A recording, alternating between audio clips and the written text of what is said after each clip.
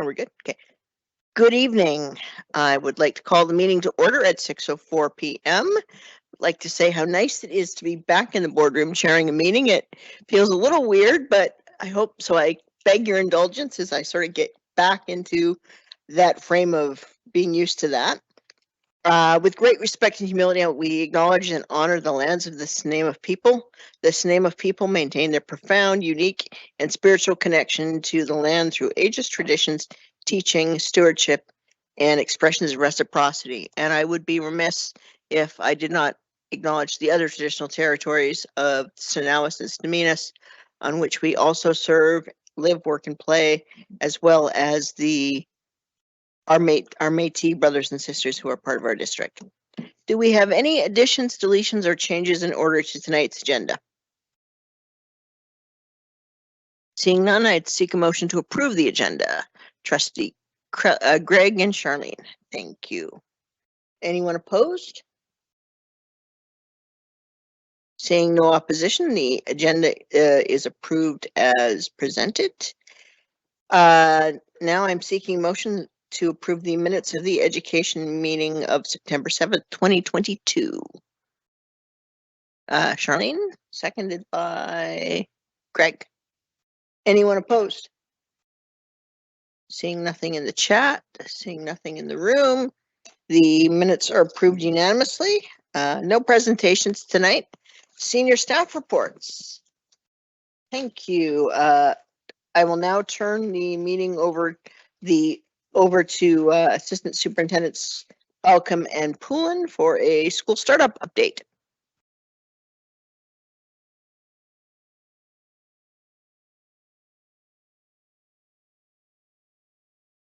Hello, everyone. Thank you.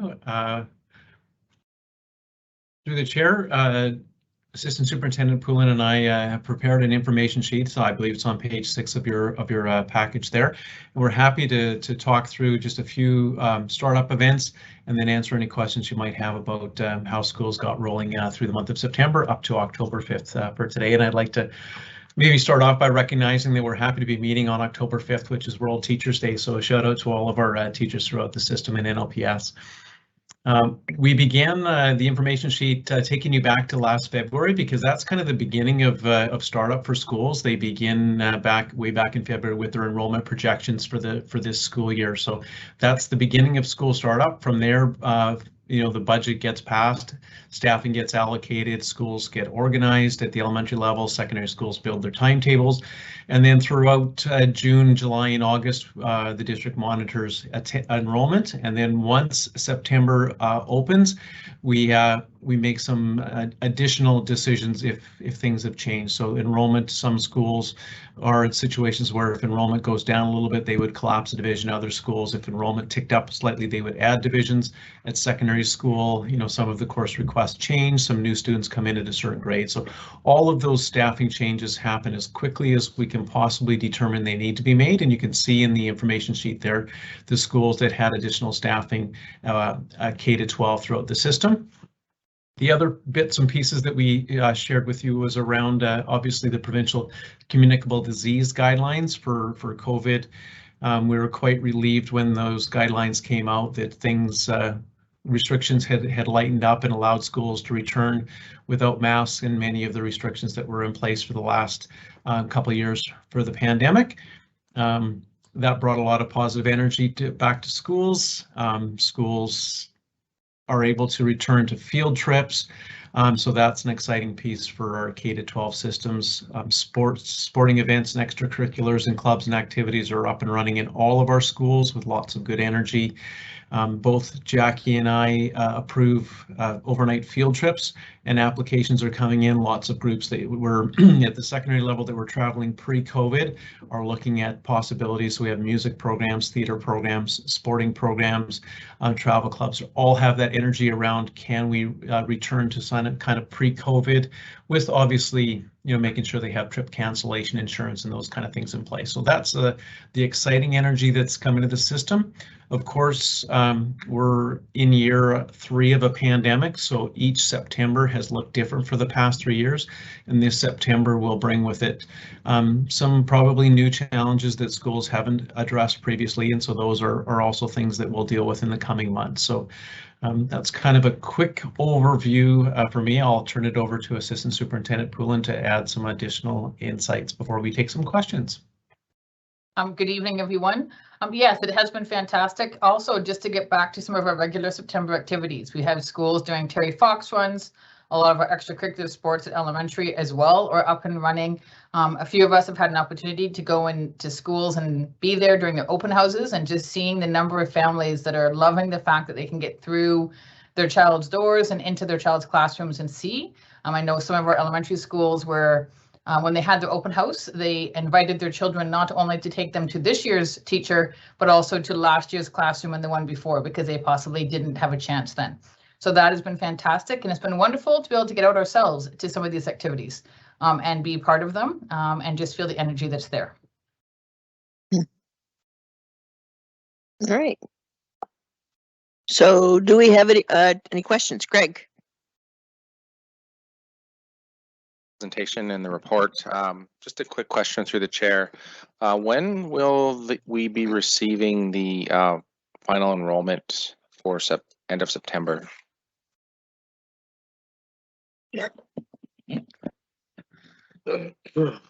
Thank you through the chair. So this Friday we will publish the business committee agenda, and there'll be a funding or an enrollment update that will contain all of that data. Thank you. Thank you. Any other questions? And for those of you who are attending online, please feel free to use the chat if you have questions. I have a quick one. Has there been anything, have you heard about anybody with any trepidations about us being back at sort of running a bit pretty much close to normal compared to like basically back to pre-COVID kind of running? I've heard a bit, but not much. I haven't heard much from many schools in regards to that. I think families are happy to be able to be back and interacting with each other. Good. Okay. All right.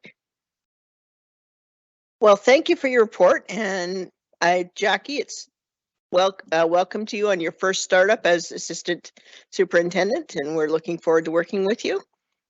And thank you for your report. And now we will step into our next item on the agenda, which is Deputy Superintendent Tate. Now I get to say it. Introducing Justice, Equity, Diversity, and Inclusion, JEDI. I happen to love that name.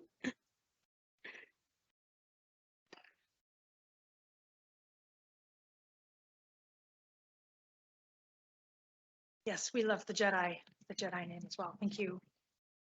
So for this presentation this evening, you do have an information sheet with plenty of information and detail for you. So this evening, I will just touch briefly on compassionate systems leadership and the district-wide focus on justice, equity, diversity, and inclusion, or as I'll now refer to it as JEDI, both of which are aligned directly, of course, with the board goal of creating a safe, caring, and healthy learning and working environment that's inclusive of the diversity of our entire learning community.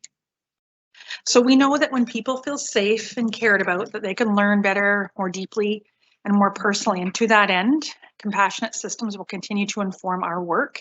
And as an extension, JEDI will overarch much of our strategies aimed at meeting the goals of the board and the objectives of the superintendent's operational plan. Ministry of Education and Child Care has clearly emphasized that this is the work of every school district in the province. So these concepts reflect the mission, vision, and values of NLPS and are ever present in our board strategic plan. More than all of this, though, these words and their meanings sit in the hearts of all of us when we think about the students in our care and their families, of course. So really briefly, compassionate systems leadership has, as you might remember from previous presentations, 3 core elements: self-leadership, which really is self-awareness, digging into our own mindful practices; relational leadership, So building authentic connections and relationships. And systems work. And that's understanding and fostering connections between self, others, and the broader system in our communities holistically. Justice, equity, diversity, and inclusion as an extension of our compassionate systems and a student-centered approach. Our work includes a focus on JEDI. So the Department of Learning Services would like to suggest what we're calling a JEDI stance. And the stance can be described as making intentional choices to create a continuum of opportunities that lead to success for all. As we in Learning Services believe that our school leaders are best positioned to move this important work forward in their schools, we started with our principals and vice principals. So for the 22-23 school year, this will be the focus of our monthly principals and vice principals meetings. And these meetings are almost solely focused around learning and professional learning. We have different meetings that we focus on the more technical updates type topics. So the emphasis for this year through the lens of JEDI will be supportive planning in schools, Tier 1 instructional practices, and making this work visible. And by visible, I mean naming the actions that we see are JEDI and those that are not. You know, looking for colonial structures maybe that don't serve us well and learn how to decolonize our system, as a few examples. Our Managers Learning Series, again, will be through the lens of compassionate systems leadership while considering human resources and labor relations and issues that are of a JEDI nature within those perspectives. And the Department of Learning Services strategies in the superintendent's operational plans have been prioritized to reflect JEDI across the system. Just a couple of examples of some of these strategies are deepening our understanding of and personalizing the pathways to graduation. Another example, establishing and communicating a district-wide multi-tiered model of support. Being the champions for the Indigenous focused graduation requirements. So those are just a few examples of how we're weaving the JEDI work and emphasizing that within our operational plan. So the principles underlying both compassionate systems leadership and JEDI serve NLPS well, from the classroom to district leadership. The work is deeply personal and evolutionary in nature, and it'll take time, as meaningful work does. We'll measure the impacts of this work against our 4 board goals. Our key metrics will stay consistent over time in the form of literacy result rates, numeracy rates, transition rates, graduation or completion rates.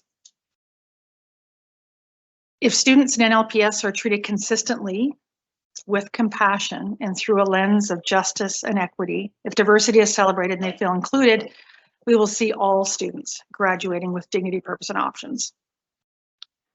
So around the world, without sounding too melodramatic, a renaissance is unfolding in education, a system that we're all a part of. It's driven by a combination of things, the least of which is COVID lately, and less now, but also by bold new ideas and increasing awareness of the necessity for societal change and the radical idea that young people could be the key leaders in these changes, and education a key vehicle to this change. So in closing, inner change creates outer change. The first step in building leadership capacity is to increase awareness of oneself, our values, beliefs, biases. So if you can imagine a weaving of reeds or cedar, and you could, each of these reeds or pieces of cedar are those values and beliefs and biases, as that's woven together, that really is our compassionate systems leadership and our JEDI. Thank you. Any questions? Sure, Charlene. And then As I'm thinking about this, just come to me. I'm just wondering, you know,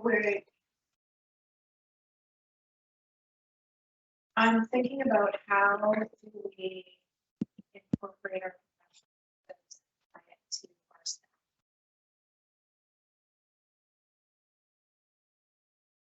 How can we, and maybe it's just anecdotal street data, as it were, but how can we look at that as the first? I love that question. And I would say that the compassionate systems leadership is about supporting the adults who support the children in the system. Absolutely, looking through a lens of compassion is going to impact students directly and indirectly. But inherently, compassionate systems is about being compassionate and supporting the adults in the system who support the children in the system. So thank you for redirecting me on that.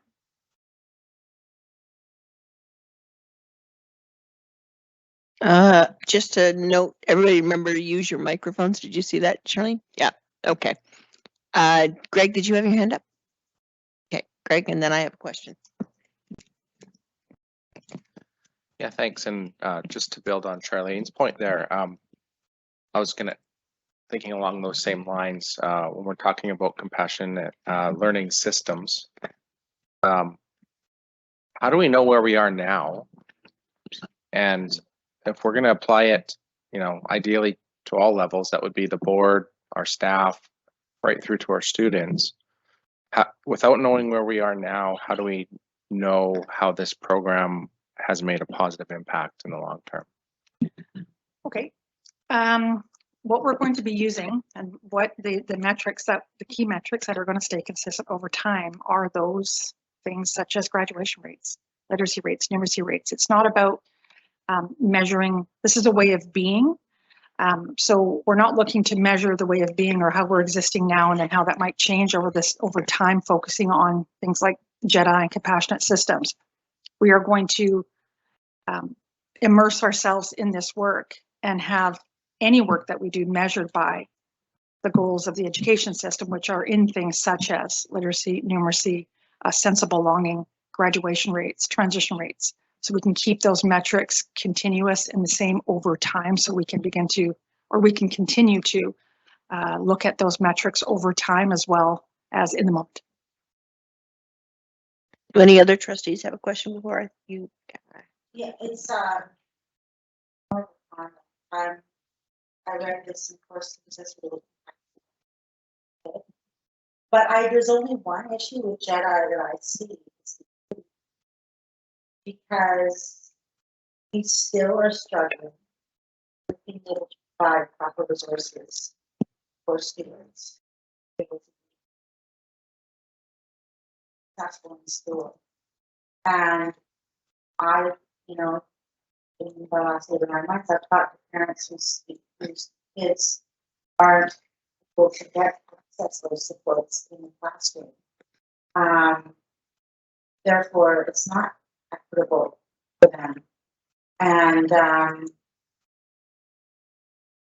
so we can have these great philosophies and approaches, but it always comes down to the budget. So I like this, but it's just the equity piece. We're not meeting the needs of all the students in our schools. And that's no fault for us trying different things. It's the whole funding formula. So it's just a comment. Yeah. Anything else before Bill? And I have, okay, and then I have a question. Uh-oh. Yeah, just a quick comment. It's been a while since I found myself more excited by anything than JEDI. I want to spend a lot more time with it, agitating, as my dad used to say. But I'm excited, and I can see this making a huge difference in our success rates. So thank you so much. Congratulations. And I'm darn proud to be part of this School District 68 team. What a bunch we got. Thank you very much. Thank you, Bill. I have a question. In regards to this, one of the things that as I was reading this plan, and I've been thinking about all these things like compassionate learning systems and JEDI, the one thing that I thought about that I forgot that I wondered about, when we talk about trauma-informed practice, is that more like the framework, the way we think of SAYETSIS as a framework for our interactions? Is that sort of the framework for that we use, the lens we use for compassionate learning in JEDI, or is it another corner of a triangle? I don't know. Maybe it's both of those things. It could be. When we think about a compassionate system, we can look at the aspects or the principles that sort of hold that compassionate system structure in place. And one of those would be trauma-informed practices, because that is a way of being compassionate and empathetic to one's own experience and history. And the reason I asked that question is because somebody asked me, oh, this is just more another different program. And I said, no, I don't think it is. I don't think it's a program. I think it's a way of being. And I think they all go together. And I just wanted to make sure I understood it so that when I follow up on that conversation, I could do that, explain that. So thank you. And thank you for that. And I thank you for distinguishing between a program and a way of being. And none of this is new, right? For us though, the ministry and learning services, the district, we're structuring this and approaching it in a far more strategic manner. We've learned so much over the last decade on how the brain works and how the brain reacts to trauma and all of those bits and pieces. And like Trustee Robinson, we are all very, very excited about this. We feel a renewed hope and commitment, and we feel like we are on the precipice of great change. And we think it's through the lens of justice, equity, diversity, and inclusion with a compassionate structure, of course. So we too are feeling very excited and positive about moving forward. I'm just going to put a plug in here. If you look on Instagram, people like Dr. Vanessa Lapointe, this is where I started learning about this stuff. Even though she's writing about young children and parenting, it all applies. Yeah. Anything else from anybody on this stuff excites me. So yeah. Wow. Okay. So do we have anything else? Oh, so we've done that. All right. Do we have any correspondence? No. Any unfinished business? No. All right. So are we really ready for a motion to adjourn at 6:30? Wow. I'm not used to an education. All right. Well, before we do that, I do want to say that I apologize. I had intended to also make a reference to today, which is World Teachers Day. And I got to tell you that I have the utmost respect for teachers and for everyone in our education system, but particularly today is a day to make reference to our teachers. And I can tell you as the daughter of a teacher that the job has not gotten easier in the 50 years or so that I've been alive. And we are, I think, incredibly grateful. And Charlene said it much better than I can right now on her Facebook this morning. The things that teachers are coping with and the way that they have to support children in a very holistic manner and in a much more complicated world than it was when I think many of us around this table were in school. It's amazing what you do, and we are just so grateful to all of our teachers, and we salute you, and we are thankful for you. So Heichka, I ask us to raise our hands to all of our amazing teachers in our school district and throughout our province.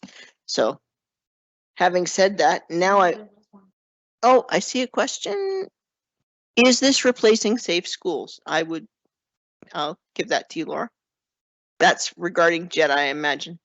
I would say no, but.